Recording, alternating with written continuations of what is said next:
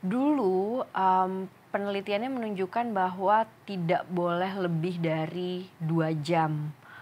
Tapi sekarang, ada penelitian yang lebih baru yang menunjukkan bahwa jumlah waktu yang ideal bagi anak untuk mengakses gawai itu berbeda dari kelompok umur yang satu ke yang lain. Misalnya untuk bayi sampai 18 bulan saat ini memang dianjurkan untuk tidak menggunakan gawai atau tidak ada screen time sama sekali. Kemudian dari umur 2 tahun sampai umur 6 tahun itu mungkin dibatasi 2 jam, dan umur 6 tahun dan seterusnya itu dibatasi sesuai dengan kondisi anak dan keluarga. Namun yang juga penting adalah bukan hanya berapa lama waktu yang digunakan untuk mengakses gawai, tapi juga konten apa yang sebetulnya diakses pada gawai, pada ponsel atau pada tablet tersebut. Misalnya, yang dianjurkan adalah menggunakan gawai untuk konten yang edukatif. Misalnya kalau saya boleh menyebutkan contoh, misal Sesame Street itu atau Jalan Sesama kalau di Indonesia itu cukup konten yang edukatif. Selain itu yang juga penting untuk dimanfaatkan dari adanya gawai adalah untuk berkomunikasi dengan keluarga besar.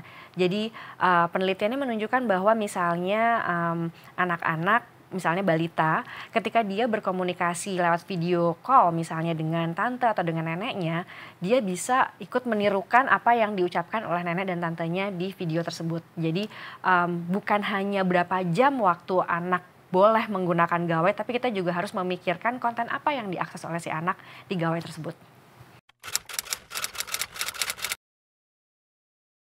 Keluarga memang merupakan gatekeeper atau penentu yang cukup penting untuk si anak menggunakan gawai.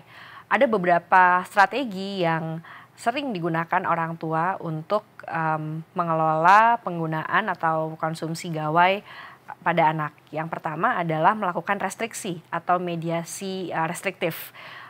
Di sini orang tua melakukan pembatasan mengenai waktu ataupun konten yang boleh diakses oleh anak. Jadi kalau di sini kita bicara tentang berapa jam anak boleh menggunakan gawai atau anak boleh mengakses website yang mana saja atau video yang mana saja di YouTube, itu kita bicara tentang mediasi restriktif.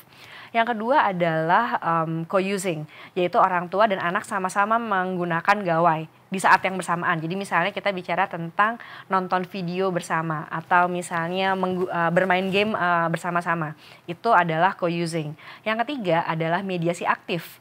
Kunci mediasi aktif di sini adalah adanya diskusi antara orang tua dan anak mengenai konten media itu sendiri, mengenai media pada umumnya, dan mengenai aturan yang diterapkan oleh orang tua untuk penggunaan media tadi. Jadi kuncinya adalah adanya dialog antara orang tua dan anak. Yang mana yang paling efektif tergantung usia anak itu sendiri. Jadi misalnya pada anak yang masih balita, mediasi restriktif mungkin lebih praktis dan lebih efektif. Tapi seiring dengan berkembangnya usia anak, mediasi restriktif ini tidak lagi efektif. Karena satu, anak sudah mulai bisa untuk reasoning, untuk berargumen dengan orang tuanya. Yang mana sebenarnya itu sehat bahwa anak bisa berargumen dengan orang tuanya. Tapi mediasi restriktif ini kemudian tidak lagi menjadi praktis karena setiap orang tua membuat batasan pasti anak akan mencoba untuk berargumen. Yang kedua adalah seiring dengan anak semakin dewasa, dia akan semakin bisa menembus batasan-batasan restriksi yang diterapkan oleh orang tua.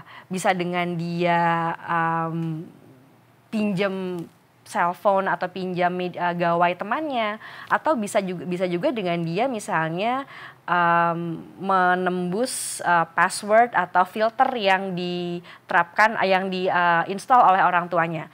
Jadi sebetulnya sangat penting bagi orang tua untuk sejak kecil juga selain melakukan batasan juga berdialog dengan anak, karena penelitian menunjukkan bahwa semakin anak dewasa yang lebih efektif adalah bagaimana ada kesepakatan dan ada dialog antara orang tua dan anak. Ini juga berguna bagi si anak nanti untuk bisa memilih sendiri pada akhirnya media atau konten mana yang sehat dan yang tidak sehat bagi dia, dan berapa lama sebaiknya dia boleh atau sebaiknya dia mengakses gadget supaya tetap bertanggung jawab dan sehat dalam penggunaannya.